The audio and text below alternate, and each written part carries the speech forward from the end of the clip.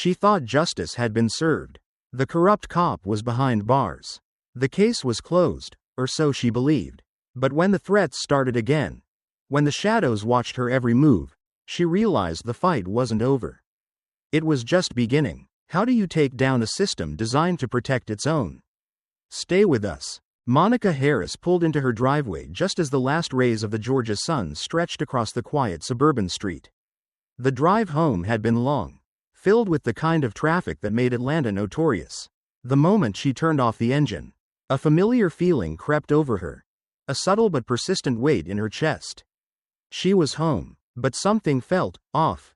Her fingers hovered over her phone before she finally swiped to check her notifications. A message from her mother lit up the screen. "Monica, you know I hate to worry you, but I don't trust that neighborhood.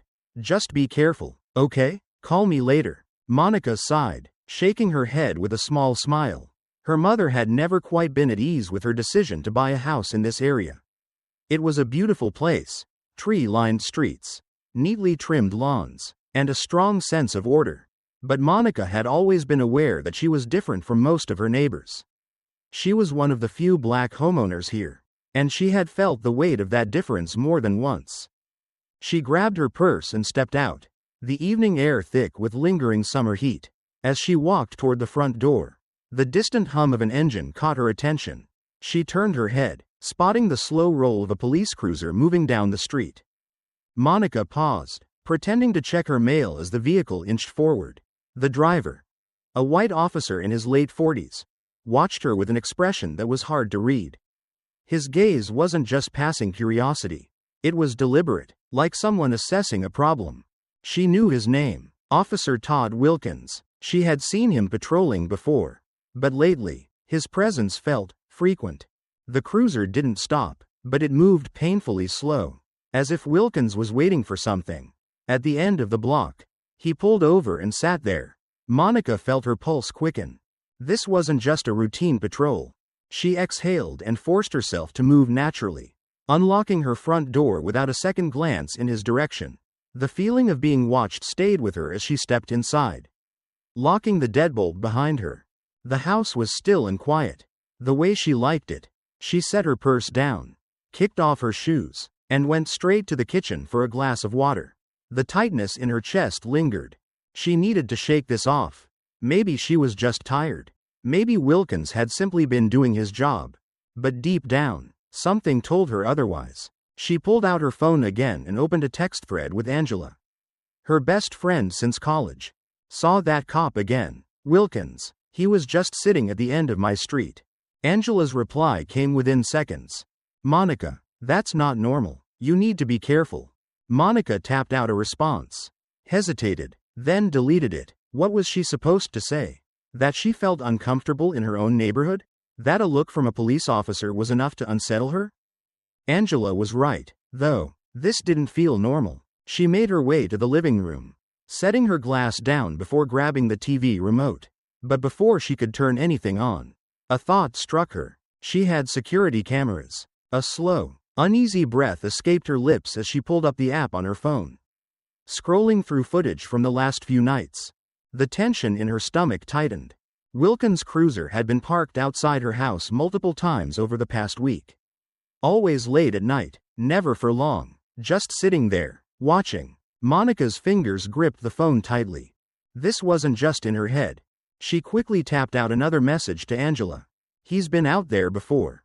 At night, watching my house." A few seconds later, Angela's reply appeared. "Monica, listen to me. You need to be careful. Cops like him? They don't do this without a reason." Monica swallowed, staring at the screen. Then she did something she hadn't considered before. She opened her laptop and started searching for Todd Wilkins. What she found, or rather, what she didn't, made her blood run cold.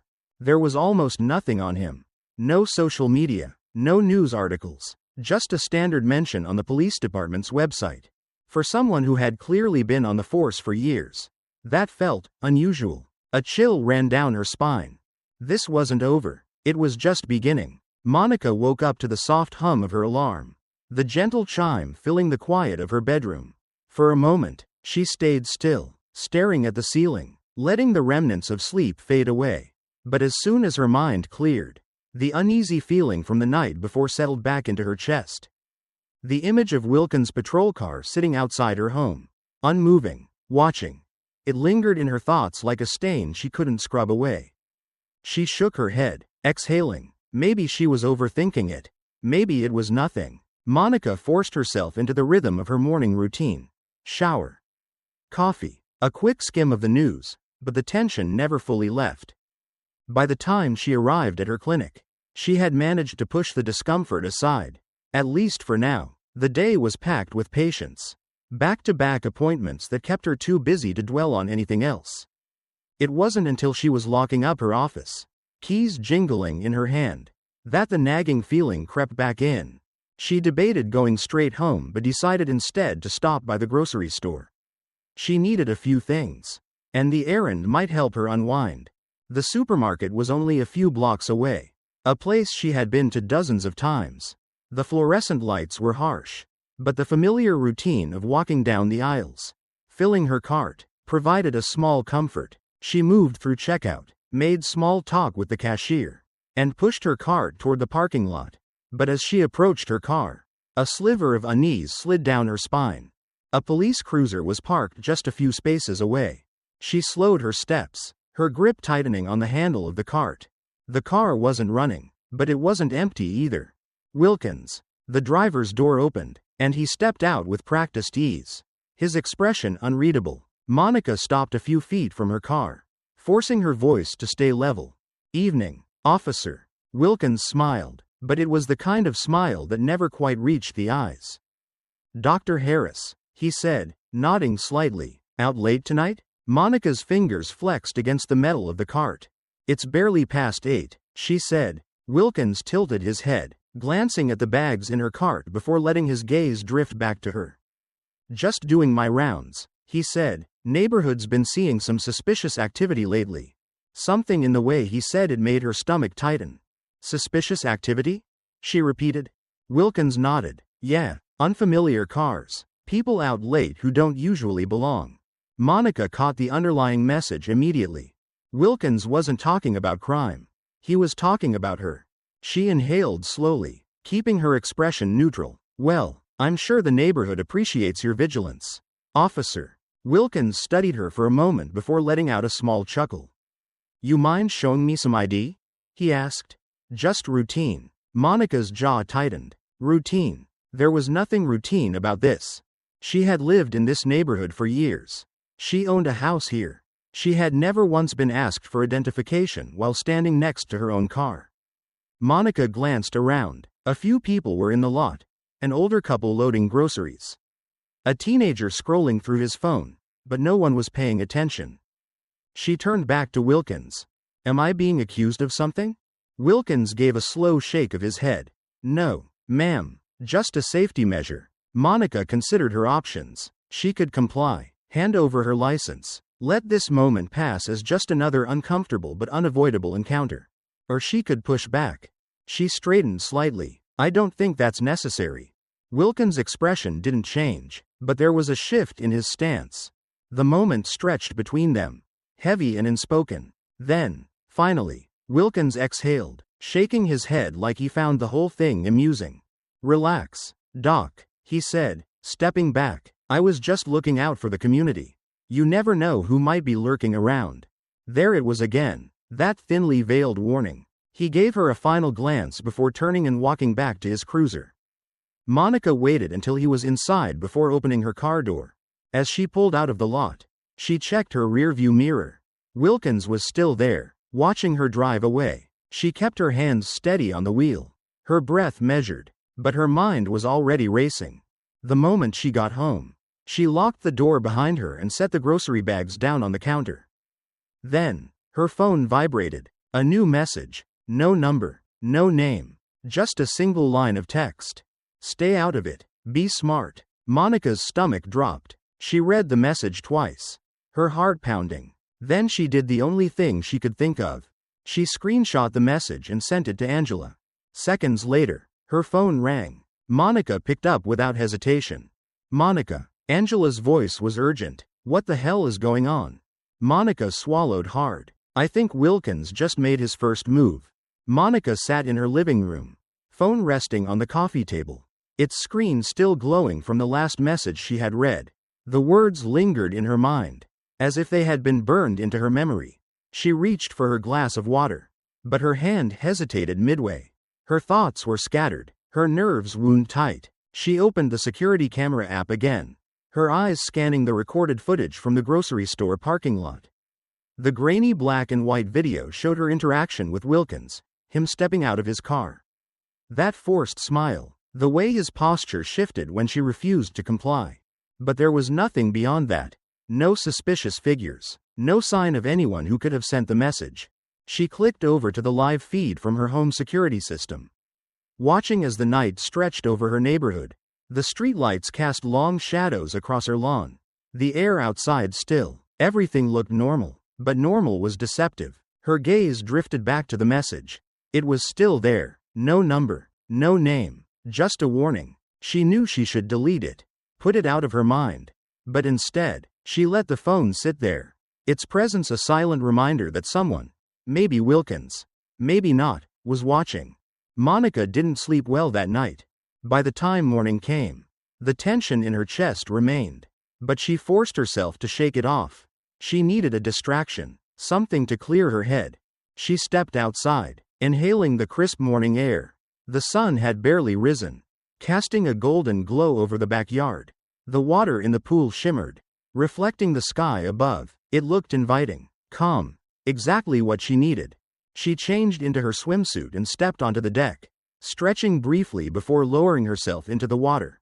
The moment her body submerged, she felt the coolness rush over her skin, a temporary relief from the unease that had been following her for days.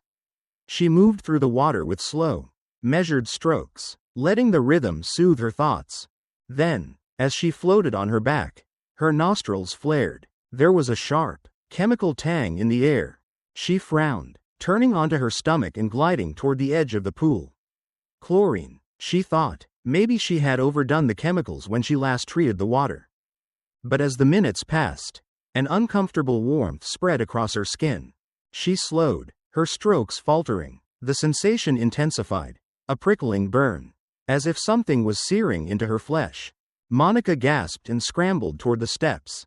Her breathing ragged, she hoisted herself out of the water, gripping the handrail as she stood on shaky legs. Then she looked down. Her skin was turning red.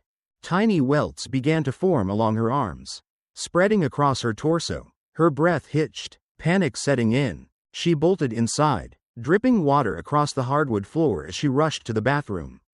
She turned on the shower, stepping under the cool spray, scrubbing at her arms, but the irritation only worsened.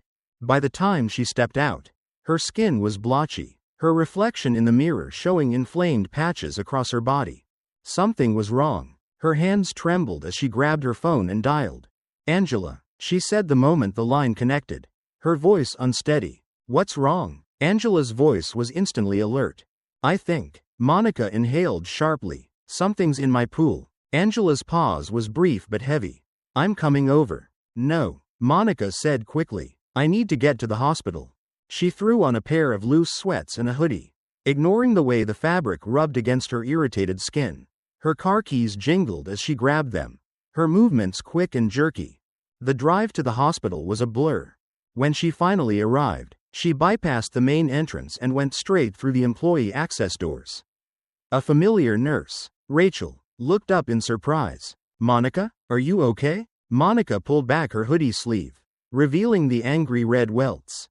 Rachel's brows furrowed. "What happened?" "I don't know," Monica admitted. "I was swimming, and then this." Rachel quickly led her to an exam room, calling for Dr. Patel, one of Monica's colleagues. Dr. Patel entered a moment later, his gaze sharp as he assessed the situation. "Let's take a look." Monica sat still as he examined her arms, the redness standing out starkly against her normally smooth skin. He asked a few questions. How long she was in the water, any changes to her pool treatment routine, but none of her answers seemed to lead anywhere. When he finally stepped back, he exhaled, crossing his arms. "This isn't a typical chlorine reaction," he said. "It looks more like exposure to an irritant. Something stronger." Monica's stomach twisted. Stronger? Rachel, who had been silent until now, hesitated before speaking. You should have the water tested. Monica turned to her. Rachel gave her a careful look. If there's something in your pool that caused this, you need to know what it is. Monica nodded, her fingers curling against the edge of the exam table. Because deep down, she already had a feeling. This wasn't an accident. Monica pulled into her driveway just as the sky turned a dusky shade of blue, the last hints of daylight fading beyond the treetops. The irritation on her skin had lessened, but the weight in her chest had not. Every instinct told her this was no accident. She turned off the engine but didn't move right away. Instead, she sat still, gripping the steering wheel, mentally replaying everything from the past few days. The parking lot encounter, the anonymous message, the way Wilkins had looked at her. A deliberate act. The thought lodged itself firmly in her mind. She exhaled, finally stepping out of the car. The moment she crossed into her backyard, her eyes went straight to the pool. Under the soft glow of the patio lights, the water looked calm, still, ordinary, but she knew better now. Walking briskly to the storage shed, she grabbed an empty glass container from a shelf, then knelt by the edge of the pool. She dipped the jar into the water, watching as the liquid swirled inside. This wasn't paranoia. This was proof. She secured the lid, carried the sample back to her car, and drove straight to a private laboratory on the other side of town. It was late by the time she arrived, but she knew the technician working the night shift. Rachel had been right. She needed to know exactly what she had been swimming in. A man in his early 50s, wearing a lab coat and wire-rimmed glasses, greeted her at the front desk. Dr. Harris, I didn't expect to see you here this late, he said, glancing at the container in her hand. I need this tested, she said, placing the jar on the counter. As soon as possible. He studied her for a moment, likely noting the tension in her shoulders. Then, without asking further questions, he nodded. Give me an hour. She paced the waiting area, checking her phone every few minutes, her stomach twisting tighter with each passing second. Finally, the technician returned, his expression unreadable. It's not chlorine, he said. Monica's hands clenched. It's an industrial-grade cleaning solvent, used in metal stripping and corrosive treatments. This isn't something that accidentally ends up in a residential pool. Her breath caught in her throat. This wasn't just deliberate. This was malicious. She thanked him, grabbed the printed report he handed her, and walked out of the lab into the cool night air. She wasn't going home yet. She had one more thing to check. The drive back felt longer than usual, her thoughts racing ahead of her. The moment she got inside, she went straight to her security system app. She rewound the footage to the early hours of the morning, scanning through the last few nights. Then she saw it. 3:04 a.m. A dark figure moved through her backyard. Monica's fingers tightened around her phone.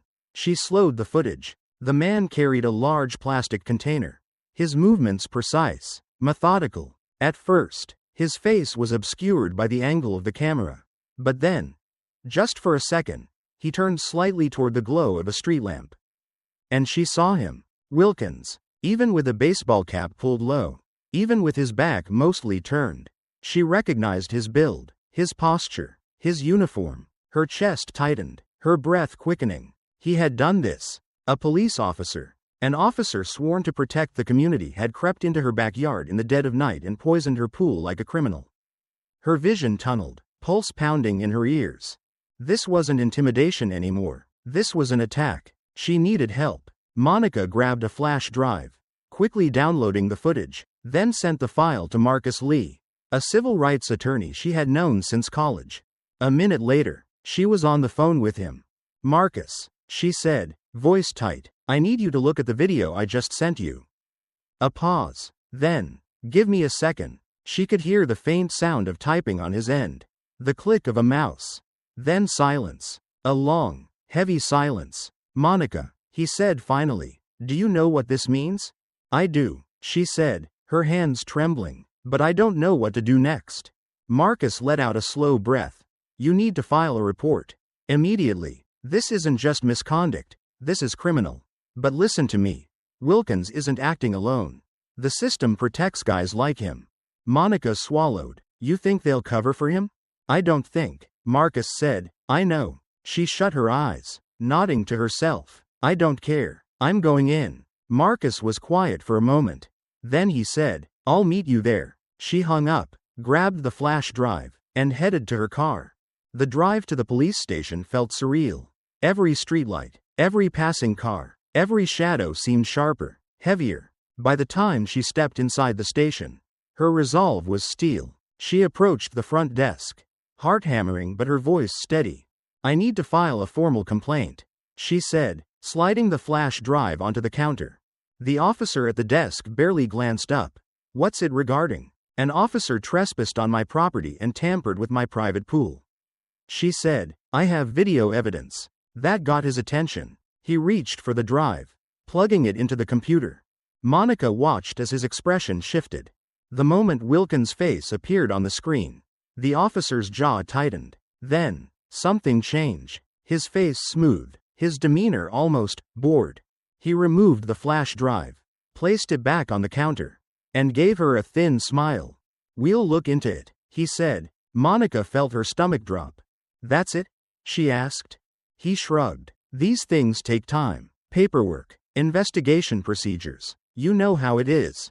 She knew exactly what this was. They weren't going to do anything. She turned slightly, her gaze scanning the room. And that's when she saw him. Wilkins, standing near the hallway, arms crossed over his chest, watching her. His smirk was slow, deliberate, a silent message. Monica understood it perfectly. He wasn't worried, because he thought the system would protect him. Her pulse thundered, but she lifted her chin. This wasn't over. Not even close. Monica stepped out of the police station, her heart pounding with frustration.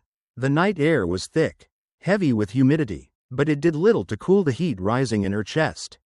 She clenched her fists, her nails pressing into her palms as she forced herself to take slow, measured breaths. They had dismissed her, not outright, not in words she could call them out on, but in the way the officer at the desk had barely acknowledged her complaint. In the way he had smiled that polite, condescending smile and slid the flash drive back across the counter. In the way he had muttered, "We'll look into it," like it was just another piece of meaningless paperwork. But the worst part, the part that made her skin crawl, was that Wilkins had been standing right there, watching the whole thing unfold like it was nothing more than entertainment. He had known this would happen. Monica turned toward the parking lot, walking briskly, determined not to let them see how shaken she was. But just as she reached her car, a voice, low, amused, drifted from behind her. "You really think you're gonna win this?" She froze. The voice didn't belong to Wilkins, but it carried the same smugness, the same quiet threat. She turned slightly, enough to see another officer leaning against a patrol car, arms crossed over his chest. She didn't recognize him, but that didn't matter. His meaning was clear. Monica didn't respond. She got into her car, started the engine, and pulled out of the lot, forcing herself to keep her hands steady on the wheel. But inside, her thoughts were racing. This wasn't just about Wilkins anymore. This was bigger. She needed help. She hit the speed dial for Marcus Lee, barely waiting for him to pick up before speaking. "They're going to bury this," she said, gripping the steering wheel tighter. There was a pause on the other end before Marcus sighed. "You knew that was a possibility." "Marcus, I have a video of him trespassing on my property and poisoning my damn pool," she said, her voice rising. "And they don't care." "They care," Marcus said, "just not in the way you want them to." Monica exhaled sharply, trying to push back the frustration. "So what do I do?" "You go public," Marcus said. "The press, social media, whatever it takes. You make it impossible for them to ignore you." Monica hesitated. She had been prepared for legal action, for an internal investigation, for fighting within the system. But going public meant painting a target on her back.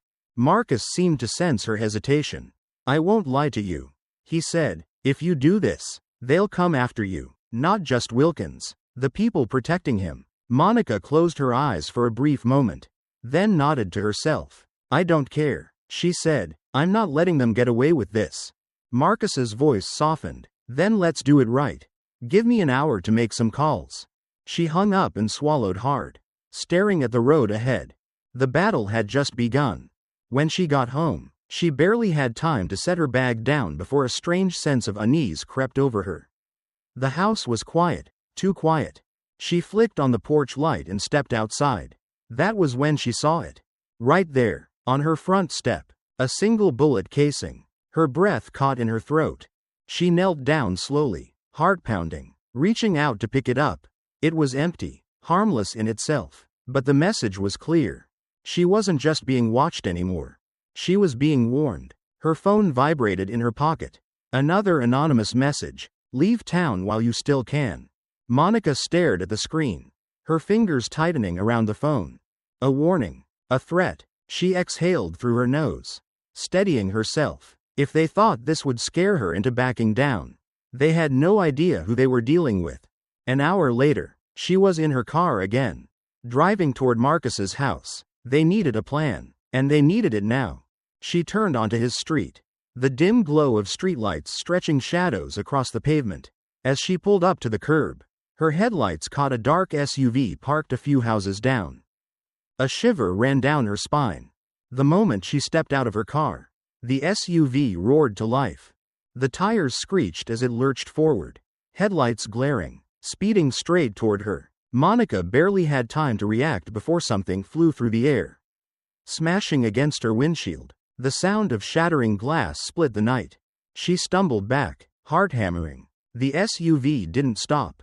It sped past her, disappearing into the dark, leaving behind the echo of screeching tires. Monica turned, her breath ragged, her eyes locking onto the brick now lying in the street, surrounded by shards of broken glass. A message, clear as day. This wasn't a warning anymore. This was war. Monica sat in her kitchen, the morning light casting soft shadows on the counter. Her coffee sat untouched, growing cold as she scrolled through her phone. Her inbox was full of messages, some from friends checking in, others filled with quiet concern. But none of them mattered as much as the one she had just sent. Sarah Jennings. Monica had heard of her before, an investigative journalist who had exposed police corruption more than once. If anyone could help her bring Wilkins down, it was her. She checked her email again, refreshing the page, hoping for a response. Then, just as she was about to give up, a new message appeared. Let's meet tomorrow, somewhere public. Send me a time and place. Monica exhaled. This was the first real step forward. She typed back quickly. Noon, Riverside Cafe. I'll see you there. She hit send, then leaned back, running a hand through her hair. Wilkins had underestimated her. He thought intimidation would be enough. But she wasn't backing down. The moment was short-lived. Her phone buzzed on the counter. She frowned, picking it up. Her stomach tightened as she saw the notification. A breaking news alert. She tapped the screen, and the headline hit her like a blow to the chest. Local doctor falsifies report against police officer. Her breath caught. She pressed play on the attached video. A news anchor appeared, her voice smooth and professional. New developments this morning regarding allegations against Officer Todd Wilkins. Security footage released by Dr. Monica Harris allegedly showing Wilkins trespassing on her property has been called into question. Monica's blood ran cold. The screen cut to a police spokesperson, standing in front of a row of microphones. We have reason to believe that this footage was manipulated, he said. Our forensic team has found inconsistencies suggesting that it may have been altered. Monica gripped the counter, her fingers pressing into the cold surface. The video cut again, this time to Wilkins. His expression was the perfect mix of disappointment and controlled outrage. It's heartbreaking, he said, shaking his head. I took an oath to serve this community. And now I find myself under attack by someone willing to fabricate evidence for personal gain. Monica's vision blurred with rage. Then came the final blow. The news anchor returned, her tone carefully neutral. Police sources indicate that Dr. Harris may have planted the chemicals in her own pool to frame Officer Wilkins. Her chest tightened. This was his move. Wilkins had flipped the script. She barely heard the rest. Her phone vibrated again, pulling her back. A new text from Angela. Monica, turn off the news. Call me, now. She didn't. Instead, she scrolled through social media. The story had exploded. Her name was everywhere. And the comments. Some called her brave. Some called her a liar. Others were worse. She forced herself to keep reading, knowing she needed to understand what she was up against. Then she saw another message. It was anonymous. A single line of text. I know the truth, but I'm scared to come forward. Monica's breath caught. She read it again, her mind racing. Whoever this was, they could be the key. But there was no number. No way to respond. She swallowed hard. Wilkins might think he had won. But he had just made a mistake. Because now, someone else was afraid, which meant someone else knew what he had done. She needed to move carefully. She glanced at the clock. Sarah Jennings, Riverside Cafe, noon. She was still going. Let Wilkins watch. Let him try. She wasn't done yet. Monica grabbed her car keys and walked out. The streets were quiet as she drove, but her grip on the wheel was tight. She was halfway to the cafe when she heard it. The sharp wail of a police siren. Her heart lurched. She checked her mirror. A patrol car. Lights flashing. She swallowed, pulling over to the side of the road, forcing her breathing to stay even. The cruiser stopped behind her. Then another pulled in beside it. 2 officers stepped out, and Wilkins was with them. He took his time walking up to her window. That same smug confidence in every step. Monica rolled down the glass. Her face unreadable. Afternoon. Dr. Harris. Wilkins said smoothly. License and registration, please. Her jaw clenched. What's the reason for the stop? Wilkins sighed, shaking his head. You ran a stop sign back there. She hadn't. Monica held his gaze. She could feel the trap tightening. This wasn't about a stop sign. This was about power. And Wilkins wanted her to know she had none. Monica kept her eyes on the road, her fingers gripping the steering wheel tighter than usual. The streets of Atlanta stretched ahead, bathed in the warm glow of the afternoon sun. But she barely noticed. Her meeting with Sarah Jennings was less than 20 minutes away. She had spent the morning preparing, going over every detail, every piece of evidence she had gathered. This was her chance to take control of the narrative, to counter Wilkins' lies with undeniable proof. She was halfway there when she saw the flashing blue and red lights in her rearview mirror. A sharp pulse of dread shot through her. The sirens wailed for only a moment, just long enough to make it clear she was being pulled over. Monica's stomach twisted, but she kept her expression neutral as she slowed to a stop. She knew who it was before she even glanced at the patrol car behind her. A second later, her suspicions were confirmed. Wilkins. And he wasn't alone. 2 other officers stepped out of the cruiser with him, both in full uniform. Their postures stiff, their faces unreadable. Monica's pulse pounded in her ears. She couldn't ignore the feeling that something was different this time. This wasn't just harassment. This was a setup. One of the officers, a broad-shouldered man with close-cropped blonde hair, approached her window. He knocked twice, slow and deliberate. Ma'am, step out of the vehicle, he said. Monica didn't move. She rolled the window down just enough to speak. May I ask why I'm being stopped? The officer didn't answer right away. Instead, he exchanged a glance with Wilkins, who was standing a few feet behind him, arms crossed, watching. Then, finally, the officer spoke. We have reason to believe this vehicle was involved in a hit and run earlier today, he said, his voice flat, almost bored. Monica blinked. What? Wilkins smirked but said nothing. You must be mistaken, she said, forcing her voice to remain steady. I've been home all morning, and I'm on my way to meet someone. There's no way my car was involved in anything. The officer didn't even pretend to consider her words. We're going to need you to step out. Ma'am, he repeated, his tone firmer now. Monica's fingers tightened on the steering wheel. She knew her rights. She wasn't under arrest. She wasn't obligated to leave her vehicle. But she also knew how quickly things could escalate if she refused. A sickening sense of déjà vu washed over her. She glanced back at Wilkins. He wasn't just standing there anymore. He was enjoying this. She took a slow breath. I'd like to call my lawyer first. The officer's expression didn't change. Wilkins took a step forward now, his voice calm, almost amused. Are you refusing to comply, Dr. Harris? Monica's heart pounded. This was a game to him. He was waiting for her to push back, waiting for any excuse to turn this into something bigger. She reached for her phone, her fingers moving quickly. She hit record. If you're accusing me of a crime, I have the right to document this interaction, she said. Wilkins chuckled. It was the sound of someone who had already won. Before she could react, one of the other officers moved fast, reaching through the open window and snatching the phone from her hand. Monica gasped. Hey, she shouted, reaching for it, but the officer tossed it behind him like it was nothing. The phone clattered against the pavement. Wilkins exhaled, shaking his head. Come on now, he said, his voice dripping with fake disappointment. Just step out of the car. Monica, don't make this difficult. Her skin burned with frustration. But she knew. She had lost control of this moment the second they pulled her over. She could refuse. She could fight. But she wouldn't win here. Slowly, she reached for the door handle.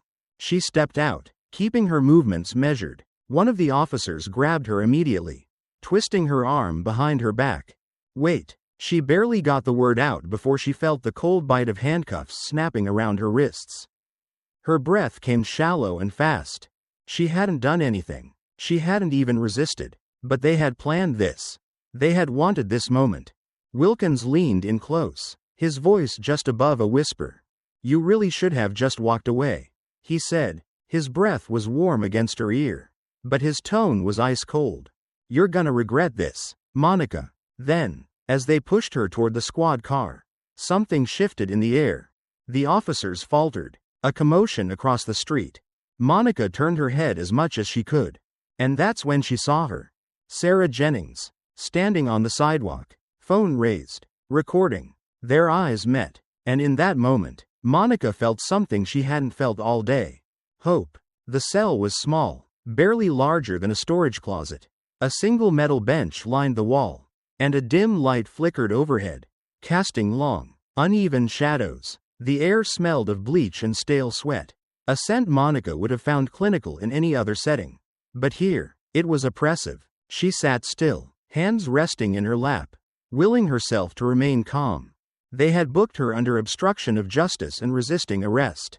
2 charges that would be difficult to shake if the department backed Wilkins' false report.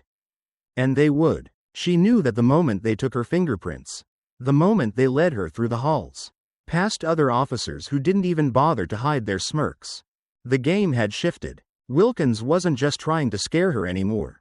He was trying to ruin her. The sound of footsteps echoed in the hallway. A key rattled in the lock. The heavy door swung open. Marcus Lee stepped in, his suit slightly rumpled, his expression sharp with controlled anger. He didn't waste time with pleasantries. I saw the video, he said. Sarah sent it to me. Monica exhaled, the tightness in her chest easing, just slightly. So at least someone knows I'm not crazy, she murmured. Marcus pulled out a chair. Sitting across from her, Sarah caught everything. The stop was staged. The charges are bogus. And Wilkins is getting sloppy. Monica met his gaze. Then why am I still here? Because, Marcus said, the system doesn't work in your favor. Even with that video, they'll argue it doesn't show the full context. That it was edited. That you were behaving erratically before the recording started. Monica clenched her jaw. That's insane. That's how this works, Marcus said. He leaned forward, lowering his voice. I put in the request for bail. But they denied it. Said they need to hold you overnight for further investigation. Monica's pulse spiked. That's illegal. Marcus nodded. It is. But they don't care. She sat back, inhaling deeply. Wilkins wanted her to sit here. To feel helpless. Marcus checked his watch. Sarah just posted the video. Monica looked up. It's already making waves. He continued. People are sharing it, commenting, calling the department. It's spreading fast. A flicker of hope cut through the weight in her chest. Maybe Wilkins thought he had trapped her. But he hadn't counted on Sarah. And he sure as hell hadn't counted on the entire world watching. Hours passed. The outside world was watching. The guards barely spoke to her after that. But she saw the way they glanced at her now. A shift. It was small, subtle. They knew something was happening outside these walls. They just didn't know if it was enough. Then, as the first rays of morning light bled through the small window above her, the door opened again. An officer stepped inside, his expression unreadable. You're being released, he said. Monica rose slowly, stretching her stiff limbs. No charges? A beat of silence. Then, Not at this time. She didn't miss the frustration in his voice. She was supposed to stay locked up longer. That had been the plan. But plans change when the public starts watching. The booking process was quick. But the eyes on her were different now. Not amused, not smug, uncertain. By the time she stepped outside, a small crowd had gathered.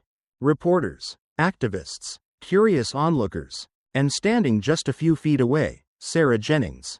Phone in hand, documenting every second. But that wasn't the first thing Monica noticed. It was him, Wilkins, standing off to the side, arms crossed, waiting. She hesitated only briefly before walking past him. But he stepped closer, just enough so only she could hear. His voice was low, almost casual. This is just the beginning.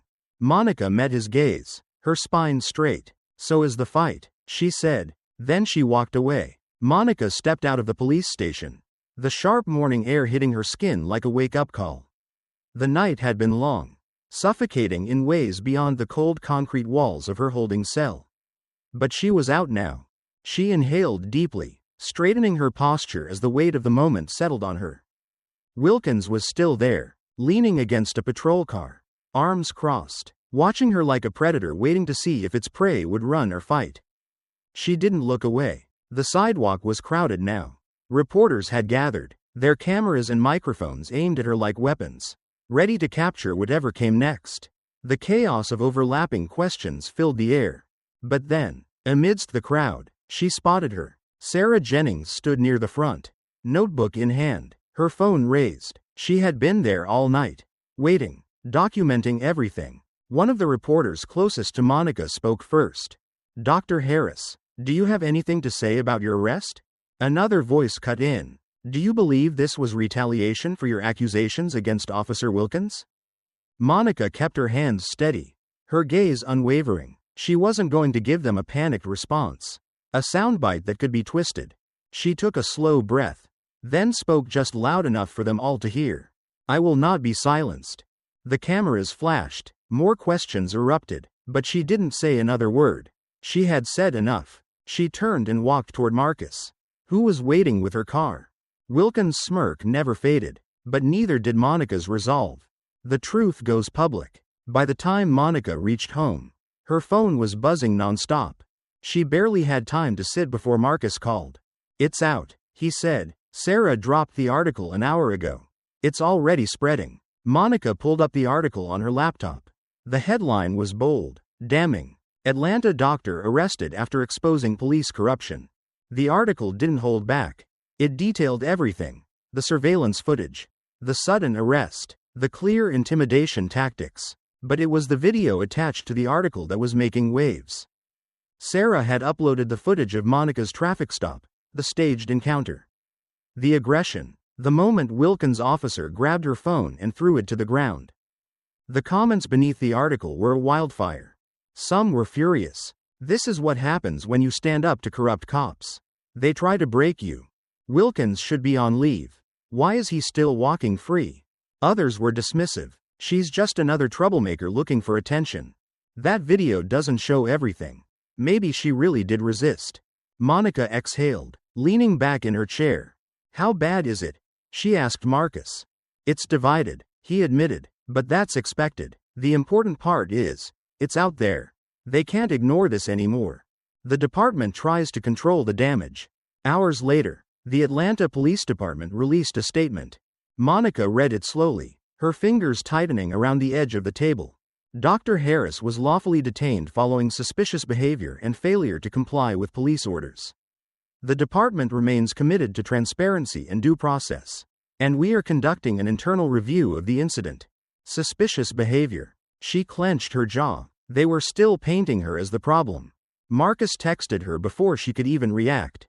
Typical PR move. They're stalling. Monica exhaled through her nose, pushing her laptop away. She had expected this. What she hadn't expected was the next message from Sarah. "Monica, something big just leaked. Call me." Her heart pounded as she dialed. Sarah answered on the first ring. "You're not gonna believe this," she said. An old internal affairs complaint against Wilkins just surfaced. "And it's bad." Monica's pulse quickened. "How bad?" Sarah hesitated. It's not just you, she said. Wilkins has done this before. And he's always been protected. Monica sat in stunned silence.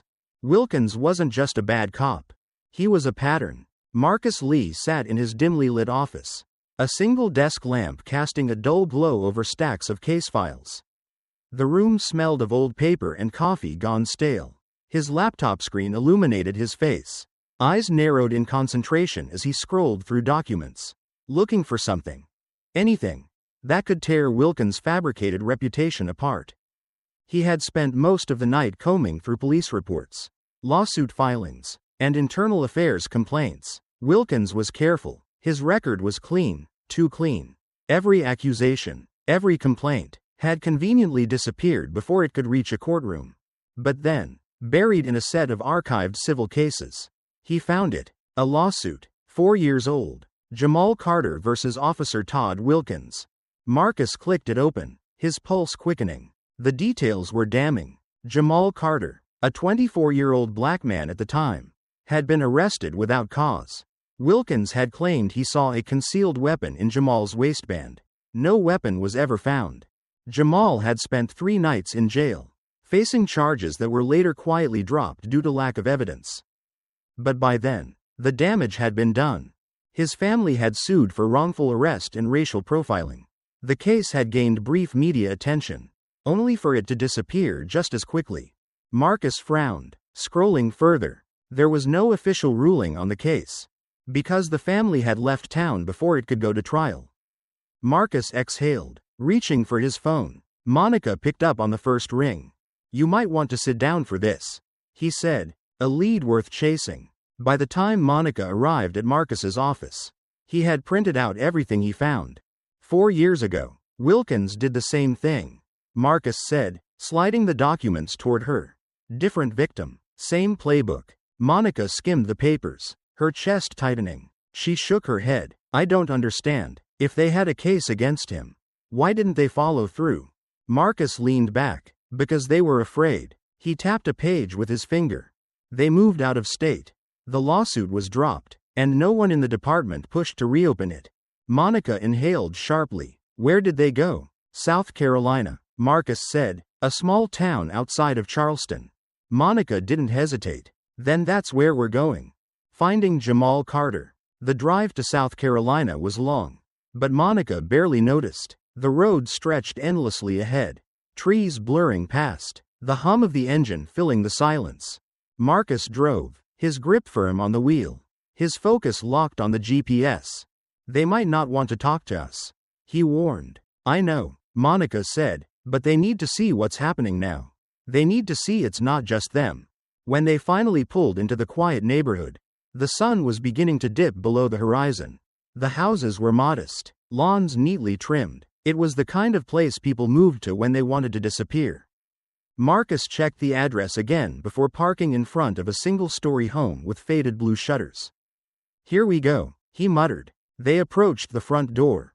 Monica's pulse steady but alert. She knocked. A few seconds passed, then the door creaked open. Just enough for a man to peek out. Jamal Carter. He was taller than she expected. His frame lean but strong. His eyes held a cautious wariness. The kind of look that came from knowing what it felt like to be hunted. Jamal studied them both. "Who are you?" "My name is Monica Harris," she said, keeping her tone calm. "This is Marcus Lee. We need to talk to you about Todd Wilkins." The moment she said the name, Jamal tensed. His grip tightened on the edge of the door, his gaze flickering between them. "You should leave," he said flatly. "Please," Monica said, "just give us 5 minutes." Jamal exhaled sharply, but after a moment, he stepped back, allowing them inside. The living room was simple. A worn couch against the wall. A television playing on mute in the background. Jamal didn't sit. He crossed his arms, leaning against the wall. "You don't get it," he said. "Wilkins isn't just a bad cop. He's protected." Monica nodded. "We know, but we need to prove it." She pulled out her phone, opened the video Sarah had recorded of her own arrest, and held it out to him. "Watch this," she said. Jamal hesitated, but after a moment, he took the phone. The room was silent except for the sound of the video playing. The moment Wilkins appeared on screen, His expression changed. By the time the footage ended, his hands had curled into fists. Monica didn't rush him. She let the weight of the moment settle. Finally, Jamal exhaled, rubbing a hand over his face. He's never going to stop, he murmured. No, Monica agreed, not unless we stop him first. The truth Wilkins tried to bury. Jamal took a slow breath, then made a decision. I'll talk, he said, but you need to know something first. Marcus leaned forward. What? Jamal's jaw tightened. The reason my case got buried? He said. It wasn't just Wilkins. He wasn't acting alone. Monica felt a chill run through her.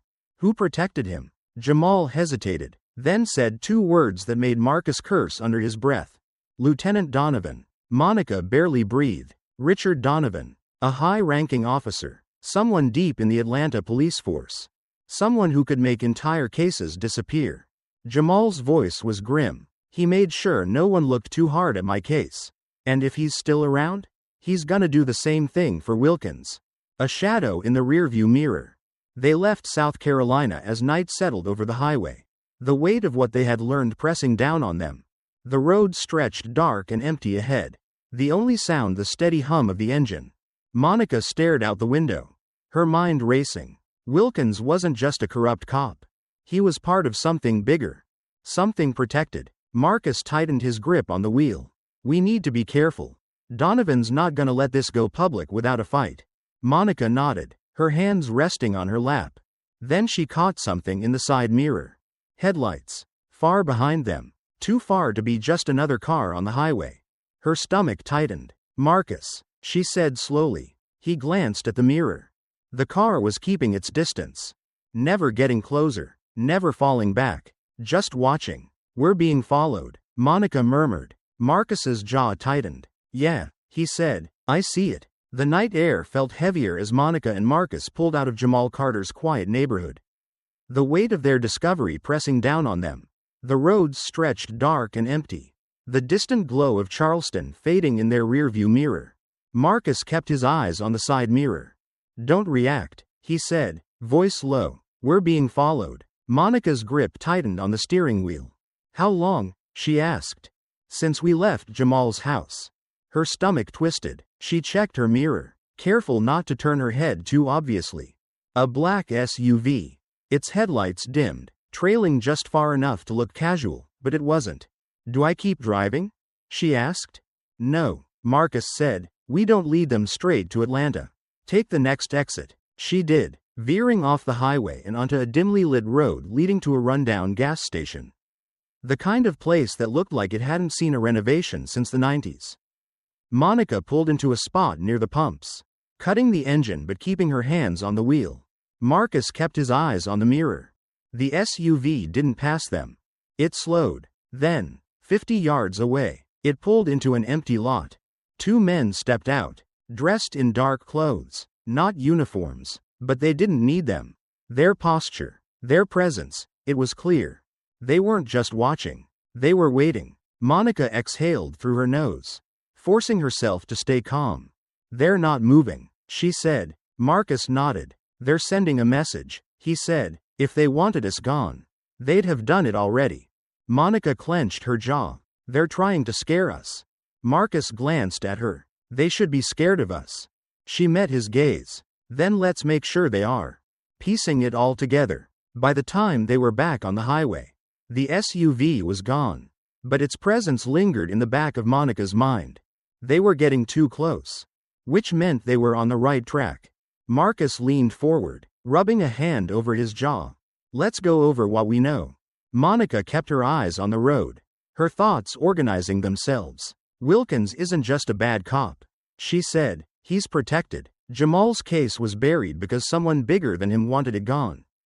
Marcus nodded. And that someone is Richard Donovan. Monica's grip on the wheel tightened. Lieutenant Richard Donovan, a name she had only known in passing before. A name that was about to become very important.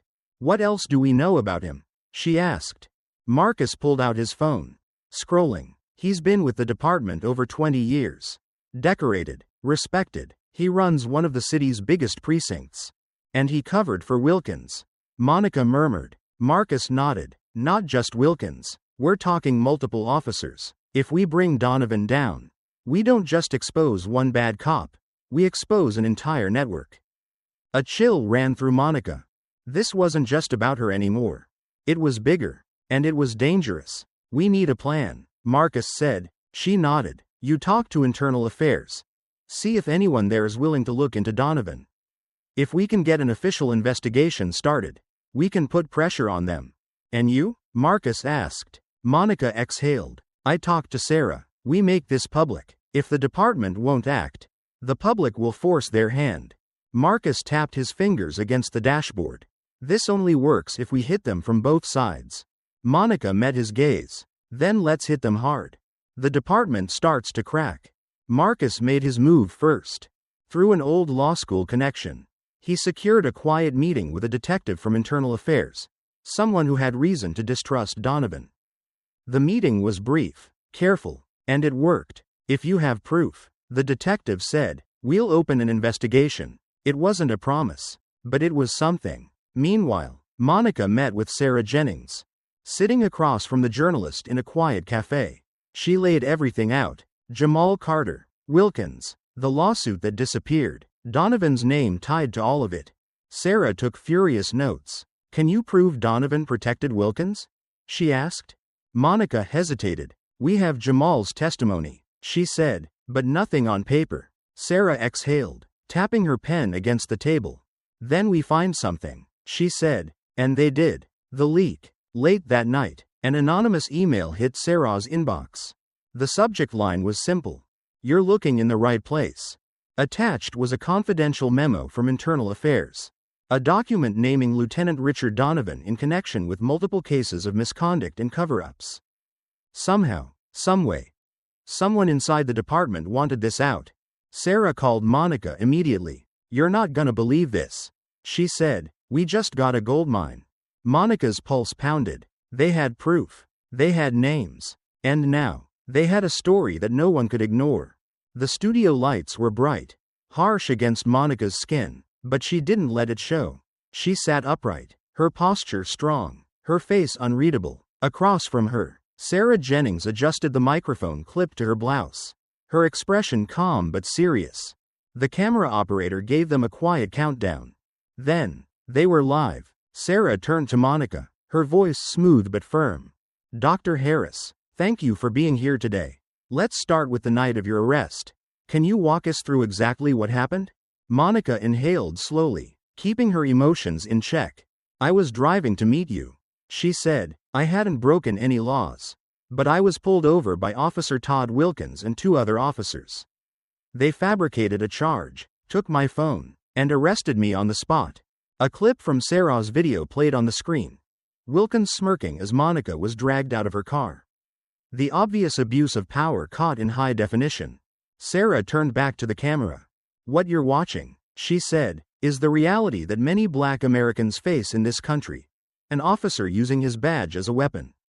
Not to protect, but to intimidate. The interview continued, moving through Monica's accusations, the leaked Internal Affairs report on Wilkins, and his long history of misconduct. Then came the big reveal. Sarah leaned forward slightly. We have obtained security footage, she said, showing Officer Wilkins trespassing on Dr. Harris' property and tampering with her pool. The screen changed. Wilkins, caught on camera, dumping chemicals into the water. There was no denying it now. It took less than an hour for the interview to go viral. The article Sarah published alongside it spread across social media like wildfire. Immediate fallout. The pressure on the Atlanta Police Department was immediate. By the afternoon, the police chief was forced to release a statement. We take these allegations very seriously and have launched an internal investigation. Officer Todd Wilkins has been placed on temporary suspension. Pending review. Suspension. Not arrest. Not termination. Monica clenched her jaw as she watched the press conference from her laptop. Wilkins was still protected, but not for long. The retaliation. Monica barely slept that night.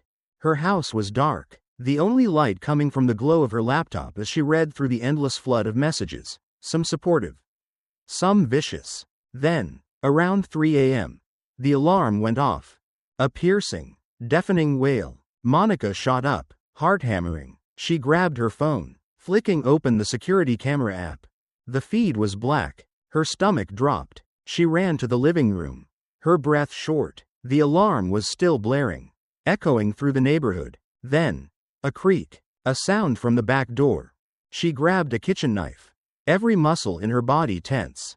Seconds passed. Then, nothing. The sound stopped. She forced herself to move, step by step, toward the back of the house. The door was ajar, not broken, but unlocked. Someone had been inside, and they wanted her to know it. She checked the security system again. Disabled. She ran to her office, heart pounding, and pulled open the drawer where she kept the external hard drive with all the security footage. It was gone. By the time the police arrived, whoever had been there was long gone.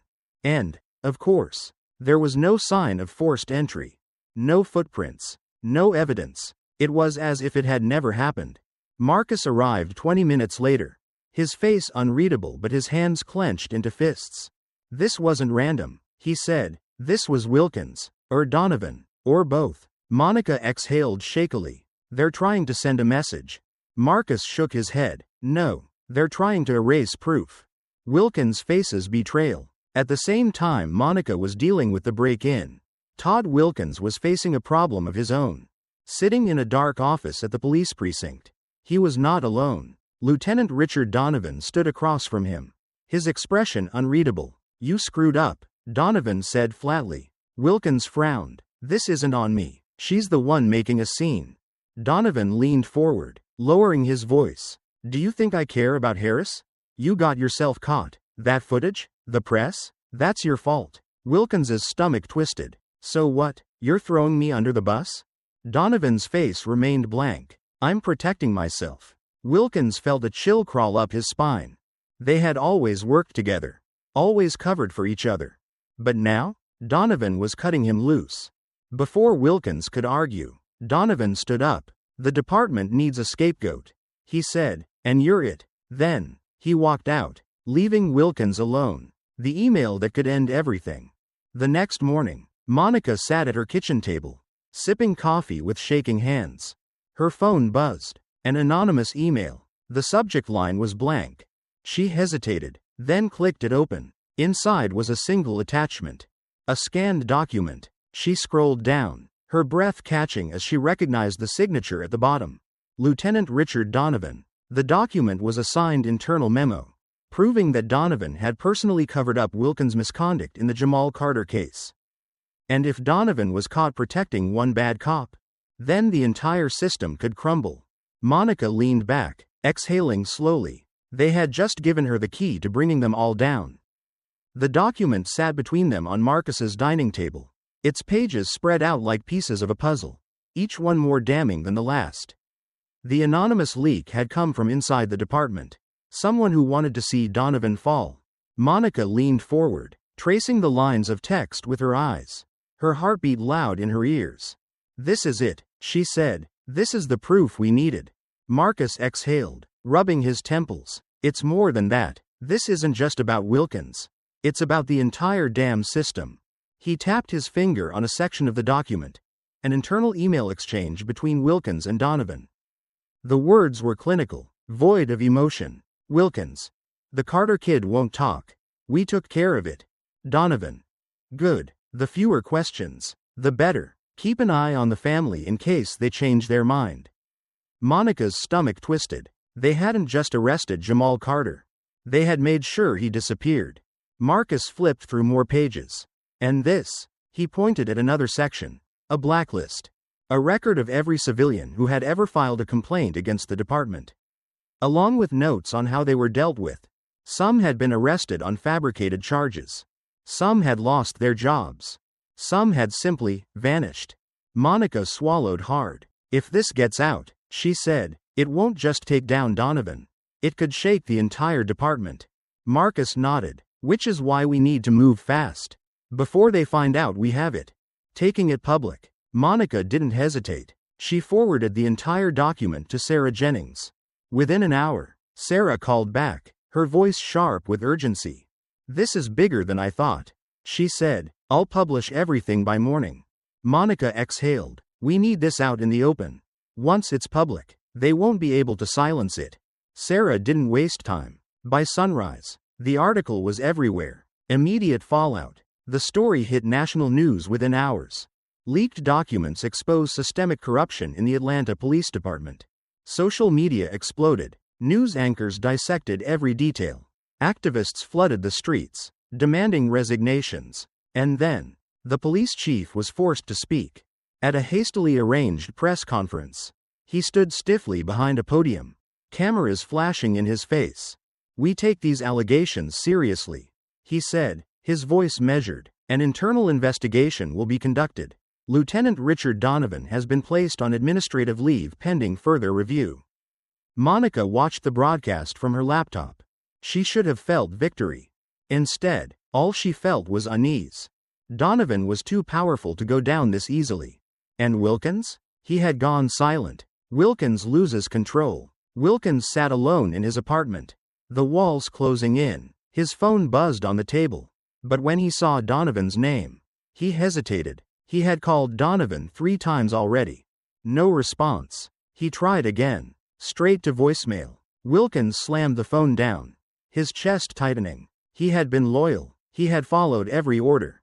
And now Donovan was cutting him loose. He felt a rising panic. The kind that came when you realized the ground beneath you was gone. He needed to act, before it was too late. The call that changed everything. Monica's phone rang at midnight. An unknown number. She almost ignored it, but something told her to answer. She pressed the phone to her ear.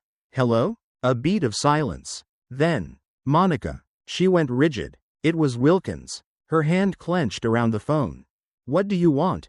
she said, her voice sharp. Wilkins exhaled shakily. He sounded different, not cocky, not in control, desperate. "You were right," he said, "about everything." Monica's breath caught in her throat.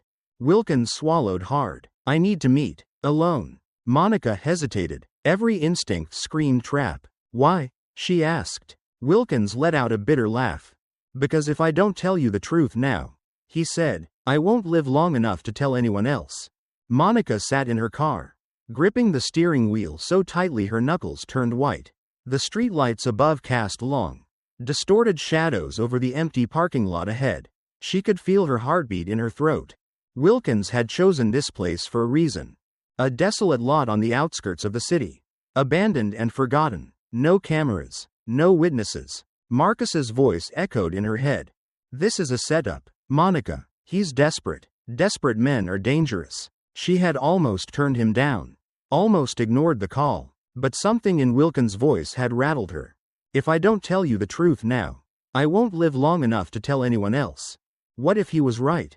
What if he wasn't trying to lure her into a trap, but instead, trying to crawl his way out of one? Monica wasn't naive. She had made arrangements. A black SUV sat 2 blocks away, its engine running. Inside were 2 EA officers. Watching, waiting. If anything went wrong, they would move in. She just hoped they wouldn't be too late. She took a slow breath and stepped out of her car.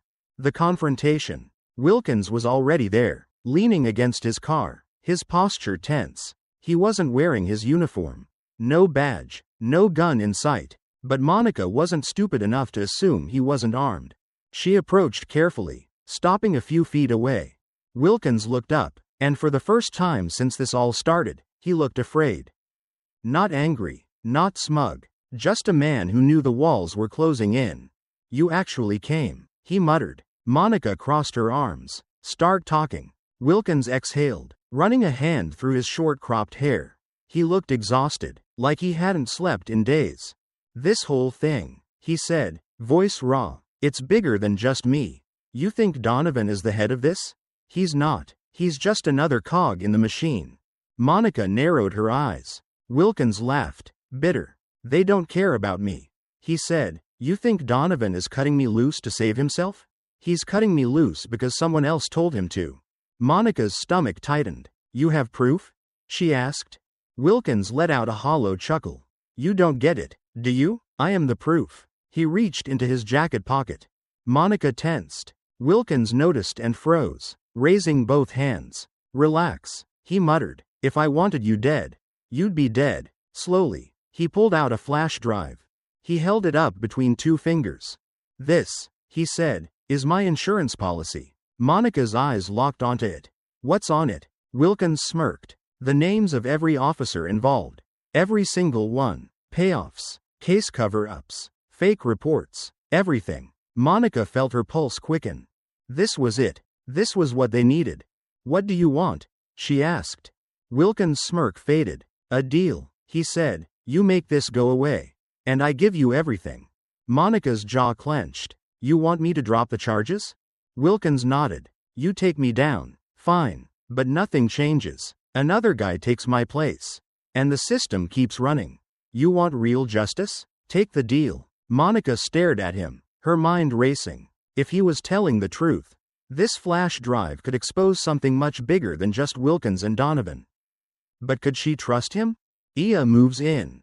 Before Monica could answer, tires screeched in the distance. Flashing red and blue lights lit up the parking lot. Wilkins' expression shifted instantly, from desperate to furious. "You set me up," he growled. Monica stepped back as three unmarked police vehicles pulled in. Surrounding them, internal affairs agents poured out, their weapons drawn. "Hands where we can see them," one of the agents barked. Wilkins snarled, gripping the flash drive tighter. "You don't get it," he shouted. "They're gonna bury me. And you too. Monica, you think you're winning? You have no idea what you're up against." Two IA officers tackled him to the ground. Monica barely moved as they pinned him down, twisting his arms behind his back. Wilkins struggled, his voice hoarse. "You think taking me out is the end?" he spat. "It's just the beginning." An agent yanked him to his feet, slapping handcuffs onto his wrists. Monica watched, her heart hammering, as they dragged him toward one of the vehicles. Before they shoved him inside, Wilkins twisted his head toward her. His eyes burned with something that almost looked like pity. "You should have taken the deal," he muttered. Then, the door slammed shut, and he was gone. The flash drive. One of the IA agents turned to Monica, holding up the flash drive. "You think this is legit?" he asked. Monica met his gaze. "We're about to find out," she said. Wilkins was gone, arrested, locked away. But Monica didn't feel relief. She stood at her kitchen counter, coffee growing cold in her hands as the news played on TV. The headline at the bottom of the screen flashed in bold letters. "Corrupt officer arrested. Internal investigation expands into a PD." It should have felt like a victory. It didn't. She watched as a news anchor recounted the events of the past week. Their voice smooth and professional.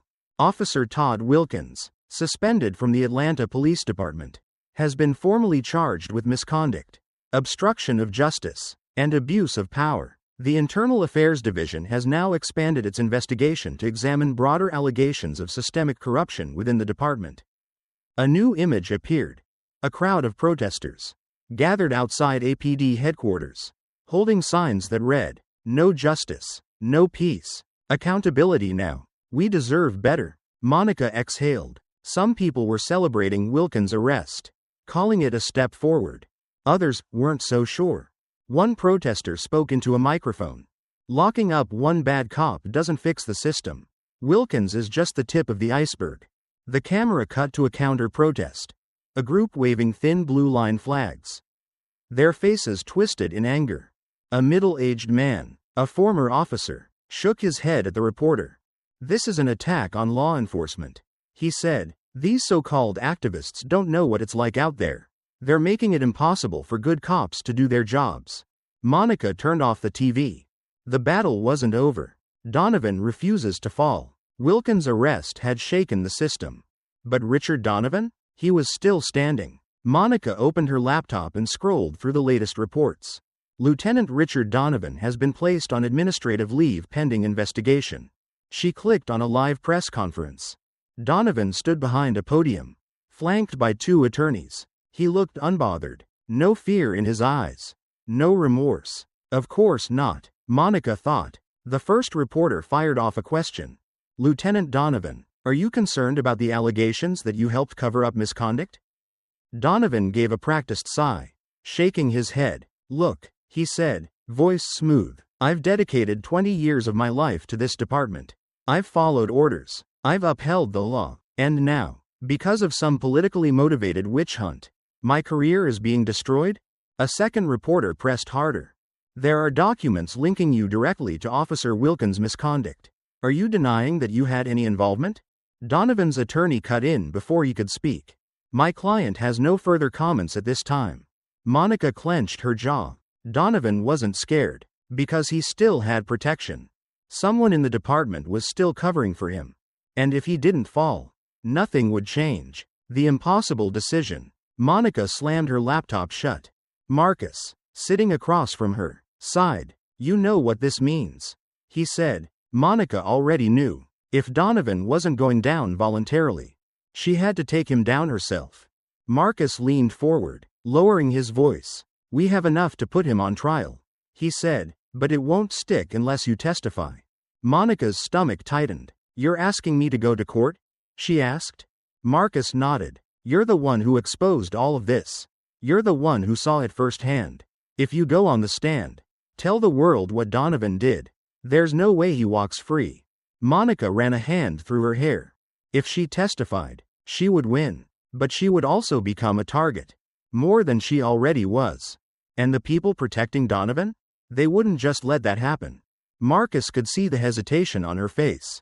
Look, he said, I know it's dangerous, but if we don't do this, they'll sweep it all under the rug.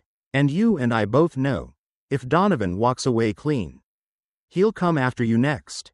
Monica exhaled. She had come too far to back down now. But before she could answer, her phone buzzed. A blocked number. She hesitated, then answered. A distorted voice came through the speaker. Low, mechanical, altered. You need to stop, it said. Monica's blood ran cold. The voice continued. You think Wilkins was the problem? He was just a pawn. There are bigger players than Donovan. And if you don't back off, you'll be next. A click. Then silence. Monica stared at her phone, her chest rising and falling. Marcus frowned. Who was that? Monica met his gaze. And for the first time, she truly understood. Wilkins wasn't the final battle. Neither was Donovan. The corruption went higher, deeper. And now, she was on their radar. She set her phone down and looked Marcus straight in the eye. Call the DA, she said. I'll testify. The courthouse was silent, except for the low murmur of voices as the bailiff called the next case.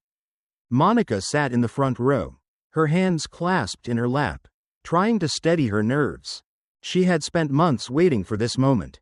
Wilkins, dressed in an orange jumpsuit, was escorted into the courtroom, his wrists cuffed. He looked smaller than before. Not physically, but the arrogance he once carried, the untouchable air of power, was gone. Monica should have felt relief. Instead, she felt something else, a tension in her chest. Because even though Wilkins was the one standing trial, Donovan wasn't. The trial. The prosecutor stood, stepping to the front of the room. Your Honor, today we will present irrefutable evidence that Todd Wilkins not only abused his power as an officer but committed multiple criminal offenses, including falsifying police reports and attempting to cause bodily harm to an innocent civilian. She turned toward the jury. You will see video footage. You will hear testimony. And by the end of this trial, there will be no doubt. Wilkins was not protecting the community. He was terrorizing it. Monica felt Marcus shift beside her. He leaned over, whispering, that prosecutor is sharp. Wilkins doesn't stand a chance. Monica hoped he was right. The evidence against Wilkins. The prosecution wasted no time. A screen at the front of the courtroom flickered to life, playing security footage from Monica's backyard. The entire room watched as Wilkins, dressed in his police uniform, walked into her yard. They saw him unscrew the cap of a large container. They saw him pour the chemical into her pool. And then, they saw him watch. He had stood there, arms crossed, waiting, almost like he wanted to see the damage unfold.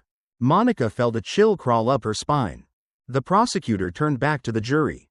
This man was trusted to serve and protect, she said. Instead, he used his badge as a weapon. Wilkins didn't react. He sat stone-faced, as if this wasn't his trial, as if he wasn't the one on the verge of losing everything. Wilkins tries to shift blame. When it was Wilkins' turn to speak, he leaned forward, his voice eerily calm. I was just following orders. He said, "You think I did this alone? You think I wanted to go after Dr. Harris?" He shook his head. "You people don't understand how this system works." Monica's jaw tightened. This was his plan. He wanted Donovan to go down first, so he could cut a deal. The prosecutor, however, was ready. "You claim you were following orders," she said, "yet no record of these orders exists. No written instructions, no direct chain of command linking anyone above you to these crimes." She took a step closer. "But you know what does exist, Mr. Wilkins? Evidence of you abusing your power long before this case." She held up a stack of files. Excessive force complaints, racial profiling accusations, fabricated arrests. Shall I continue? For the first time, Wilkins' confidence cracked. His hands curled into fists. But he said nothing, because he knew this wasn't going his way. The verdict. After hours of deliberation, the jury returned. Monica held her breath. The foreperson stood. "In the matter of People versus Todd Wilkins, we find the defendant." A pause. "Guilty on all counts." A murmur rippled through the room. Wilkins clenched his jaw, but he didn't argue. The judge adjusted his glasses and cleared his throat. "Mr. Wilkins, you have abused the trust placed in you as a law enforcement officer. You have shown no remorse for your actions. Therefore, I hereby sentence you to 15 years in state prison." Monica exhaled. It was over. Or at least, this part of it was. Wilkins' final words. As the bailiffs moved toward him, Wilkins turned his head, staring directly at Monica. And then, he smirked. "Do you really think this is a win?" he muttered. Monica didn't respond. He tilted his head, voice lowering. "You can put me in a cage. But this system? It's bigger than me. Bigger than Donovan. You haven't won anything. The machine keeps running, Harris. And one day, it's gonna crush you, too." A shiver ran down her spine. Then, he was dragged away. Gone. A hollow victory. Monica should have felt relief. Instead, she felt the weight of his words. Wilkins was just one piece. But the game? It wasn't over. Donovan was still out there. And whoever had been protecting him still had power. The final warning. That night, Monica drove home alone. The streets were quiet, but something felt off. She parked in her driveway, gripping her keys tightly as she stepped out of the car. Then, a flash of headlights at the end of the block. A black unmarked police car sat in the shadows. She couldn't see who was inside, but she knew. They were watching. Her phone buzzed. A blocked number. A single text appeared on the screen. Wilkins was just a pawn. "If you don't stop, you'll be next." Monica's breath hitched. She looked back toward the street. The headlights flickered once, and then, the car drove away. Monica didn't move, didn't breathe, because she finally understood. She had won a battle. But the war? It was just beginning. Justice isn't just about putting one bad cop behind bars. It's about dismantling the system that protects them. Monica's battle wasn't just hers alone. It was a fight millions have faced. A reminder that corruption doesn't end with a single conviction. So we ask, how do you hold power accountable when the system is built to silence the truth? Let us know your thoughts in the comments. And if you want more stories that expose the hidden battles for justice, subscribe to Covert Truths. Because the truth is out there, if you're willing to see it.